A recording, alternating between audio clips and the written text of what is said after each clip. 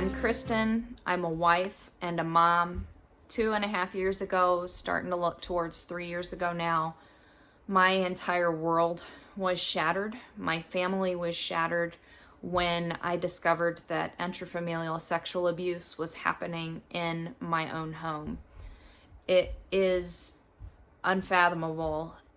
I can't imagine anything that could be worse. And the pain was so significant that it was physical pain. I had bruises from a broken heart, literal bruising from a broken heart. My heart skipped beats. I couldn't sleep at night. It was terrible. But in those sleepless nights, I started questioning why. I couldn't understand why my husband had made the choices that he had made to harm our teenage child. And it was just torturous. But I started reaching out and asking questions and trying to figure out, especially because I knew and had known since before we married that my husband had been brutally, physically, and sexually abused himself. I couldn't understand, even with traumas that we had had, how he could have spiraled down that way. We were immediately referred to our local Children's Advocacy Center, which I'm really grateful for because they understood and understand today that families don't always heal in the same way and people don't always want the same thing for healing. Unfortunately, we're in a jurisdiction where the court system and the prosecutor have a really tight concept of what should be done in situations like our family encountered. And so even while at the CAC, our therapists were signaling that myself and my teenage child felt in really similar ways, we both were more interested in exploring restorative justice and some level of reconnection. The prosecutor's office wasn't interested in that.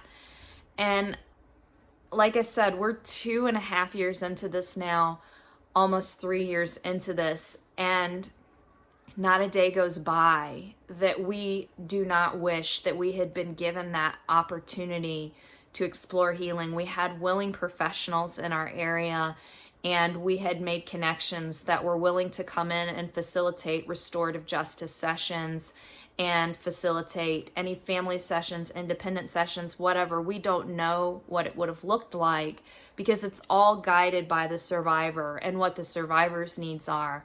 But we knew that we had people who were willing to come along, and instead we've been left in this state of kind of suspended healing where what we wanted wasn't approved.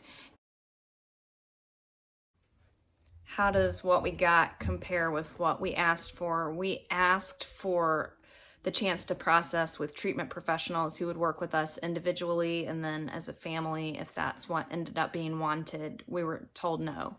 We asked for a sentence that would allow for restorative justice. We were given a 12 to 30-year sentence. We asked that the courts would listen to our children's treatment providers and their lawyer guardian ad litem, that it was in the best interest of our family to have supervised reconnection. We were instead given the civil death penalty of a terminated family.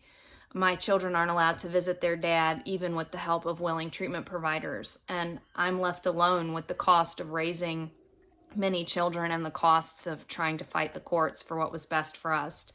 And worst of all, and what hurts my child most of all, is that the people who were supposed to protect instead silenced my child willfully.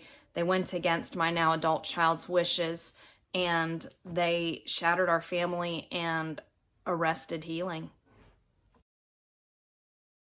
Been a horrible situation where we had all this damage from abuse, and then we had collateral damage because we had our healing arrested, and the restorative justice that we asked for was denied.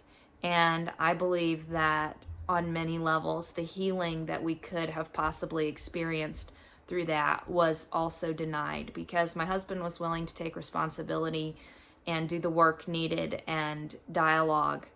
And it's really too bad that my family was denied that chance to have that apology made formally and to have that healing, those questions answered, and the exploration that we needed done. I believe it would have helped us.